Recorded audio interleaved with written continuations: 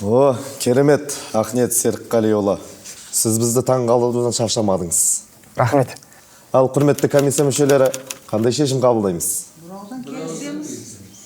Ондай болса, Ақниет Серікқалиұлы, біз сіздің шәкіртіңізді комиссия мүшелері бір ауыз шешіммен Америка Құрама Штаттарында өтетін халықаралық дәстүрлі аспаптар байқауына Қазақстан Республикасы атынан жолдама береміз. Құтты болсын. Рахмет. Үлкен рахмет сіздерге. Сенімдеріңізді ақтауға тырысамыз. Ал, құрман айналайын. Бүкіл қазақ халқы саған сенім артып жатыр. Ата-бабамыздан қалған мұра. Қазақтың қара домбырасының үнін бүкіл жер шарына шырқады. Қазақтың күйін бар әлем тыңдасын. Құтты болсын. Рахмет. Рахмет сіздерге.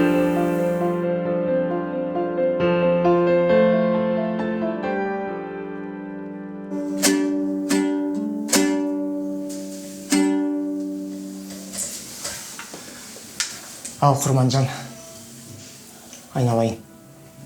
Саған қазақ халқының үлкен аманаты жүктеліп отыр. Бұл домбыра қазақ халқына жаратқан иемнің өзі берген үлкен сыйы. Соны ұмытпа. Домбыраның қоңыр үні арқылы ата-бабаларымыз қазақ халқының қандай мықты жау жүрек, тату, бірлігімен берекеті жарасқан ел екенін жеткізген. Енді сол аманат саған жүктеліп отыр. Қазақтың намысын берме. Жаратқан ием сені қолдасын.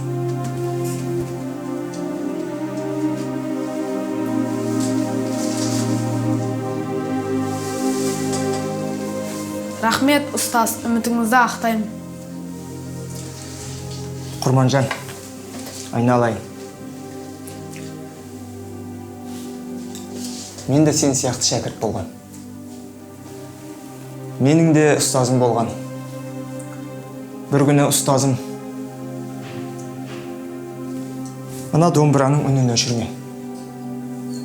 Бұл домбыраның үні өшкені, қазақтың үні өшкені деген. Нағыз қазақ қазақ емес, нағыз қазақ домбыра деген. Енді міне сол сәт саған келіп жетті. Мына домбыраны мен саған сыйға тартам. Ала ғой. Айналайын. Рахмет, ұстаз. Сіздің және халқымның үмітін ақтаймын.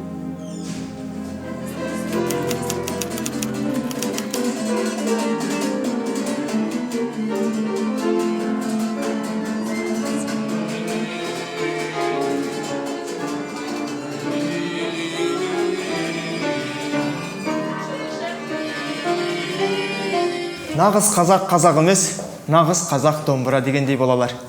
Бұл домбыра біздің қазақ халқымыздың ұлттық құндылығы мен бабаларымыздың бізге қалдырған мұрасы. Осы Құрманғазы, Тәттімбет, Дина Нұрпейісова, Жамбыл Жабаев, Біржан Сал және де басқа да атақты ақын, жыршы, күйшілеріміз арқылы, осы домбыра арқылы қазақ халқының үнін, даласының үнін жеткізген. Міне солай болалар. Ал Дина, үй жұмысына дайынсың ба? Иә, ағай, дайынмын. Ал енді тыңдайық.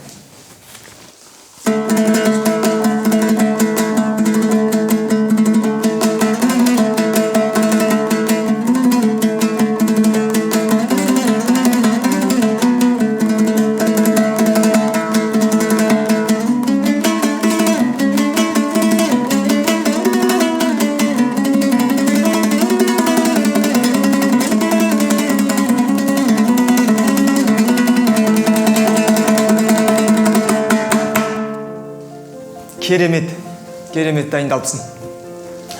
Ал, балалар, келесі айда Астана қаласында өтетін байқауға осы өнер мектебіміздің атынан Дина барғалы тұр. Сәттілік тілеп қояйық.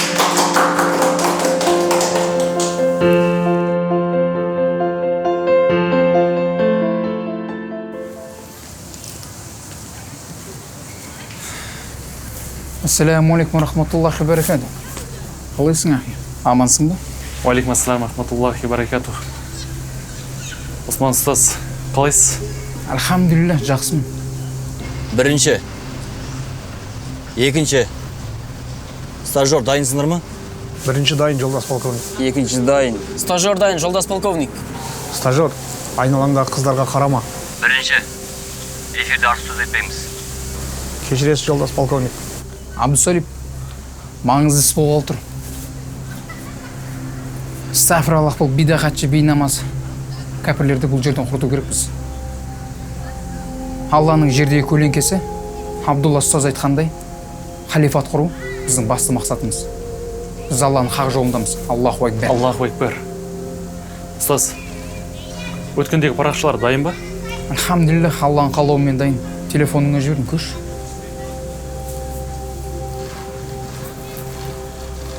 О, машаллах. Керемет қой мынау, ұстаз. Абдусалит, мен мұқияттында осы парақшалардың бәрін әр жұма сайын бүкіл әлеуметтік желілерге тарататын болыңдар. Түсіндің бе? Әлхамдулилля, түсіндім, ұстаз. Бұл парақшада қазақ тілінде жұмаға шақыру. Жұма мүбәрәк мағынасын білдіреді. Ал араб тілінде жихадқа шақыру. Бұл кәпірлер дымды да түсінбейді. Бір-біріне таратып, сотталып жүре берсін. Ұстаз, сонда түсінбедім. Бір-біріне таратқан үшін соттала ма? Иә. Қылмыстық кодекстің 256 бабы бойынша терроризмді насихаттау 5 жыл мен 9 жылға дейін бас бостандығынан айырылады. Машалла, ұстаз. Мынауыңыз керемет қой. Ол дінсіз жахилдерге бір жақсы соққы болайын деп тұр. Аллаху акбар, ұстаз. Аллаху акбар. Аллаху акбар.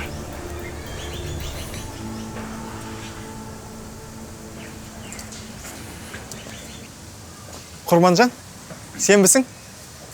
Құрман? Бөгде бір адам кеп қосылды, жолдас полковник. Иә, көріп тұрмын. Стажер, кім екенін анықташы? Жарайды қазір. Жолдас полковник, 3-ші адам Бекжігітов Ақниет Серікқалиұлы 1975 жыл туылған, музыка мектебінің мұғалімі, домбыра классынан сабақ береді. Абдул Саидтің бұрынғы мұғалімі. Мен ешқандай да құрман емеспін. Қалай? Мен ғой ағайын. Мен сені танып тұрмын. Сен менің шәкіртімсің ғой? Құрман Нұржігітұлы. Субханалла, ешқандай да құрман емеспін деймін. Менің атым Абдул Саид. Абдусаид, кім бұл? Астағфиралла. Ұстаз, жахилдердің біреуі ғой. Қалай өзгеріп кеткесін? Құрман, қалай өнер қалай? Мен сыйға тартқан домбыраны тартып жүрсің ба? Шәкірттерің бар ма? Астағфиралла, қандай шәкірт, қандай домбыра? Субханалла. Домбыра деген сіздің бидағат. Ширк ол. Сен? Мен сізді танып тұрмын. Ақниет ағай ма? Иә? Мен қазір Алла жолындамын. Сіз менің ұстазым емессіз. Менің ұстазым Осман Али.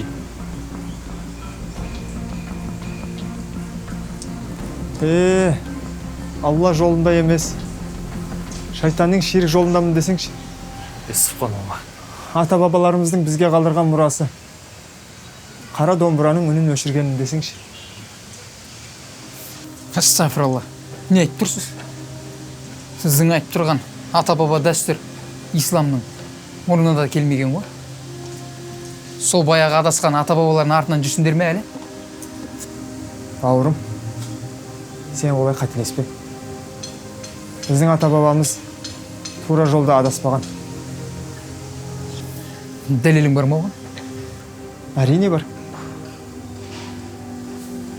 Ата-бабамыз аттың үстінде отырып, бір найзаның ұшымен, бір білектің күшімен осыншама кең байтақ жерімізді аман алып қалған.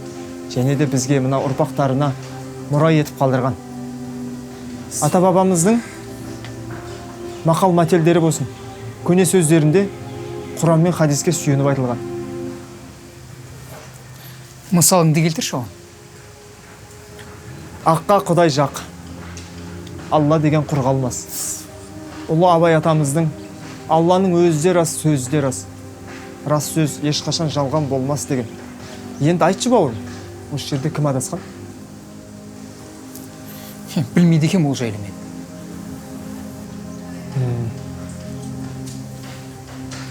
Ендеше ұстазбын дейсің, е?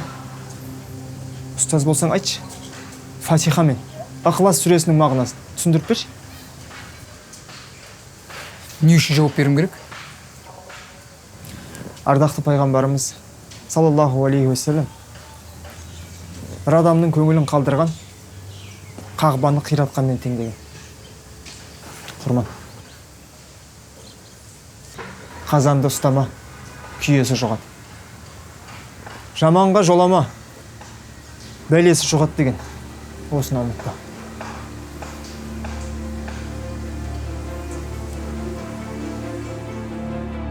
Үшінші адам кетті, жолдас полковник. Жолдас полковник, екі объект жайында. Кет. Сто, тез, сто. Жүрдіңіз, со жүр.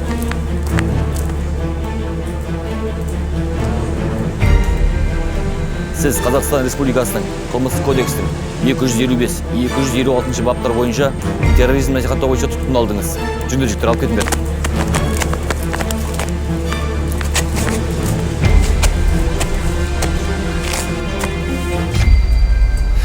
Абдулсаид?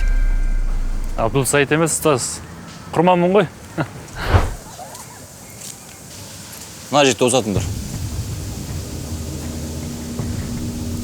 Өзі білі, кәпір. Арғы дүниеде жолғамыз сен. Алланың алдында менің арым таза. Өзі білі. Жүрдір, жектерін алып жүрдір. Субханалла. Өзі білі. Мен сені жамандыққа қимадым. Сіздің шәкіртіңізмін ғой мен. Жамандықпен күреседі. Қалай? Балашаға бар ма? Балашаға жоқ. Үйленген жоқпын, бойдақпын. Шығармашылық не болып жатыр? Шығармашылық. Сіз маған сыйға берген домбыраны қарындасыма бергем. Қарындасым сіздің шәкіртіңіз. Дина есімді қыз. Дина? Иә. Ендеше сол Дина саған ұқсаған еді. Келесі айда Астанаға байқауға жолдама бердік. Мынауыңыз керемет жаңалық, ұстаз. Мен жетпеген жетістікке қарындасым жетіп отыр десеңізші. Иә. Әлі талай-талай белестерді, асуларды алатын қыз. Бүгінгі күннің өзекті мәселесі ұрпақ тәрбиесі. Ұрпақ тәрбиесі ұлт болашағы.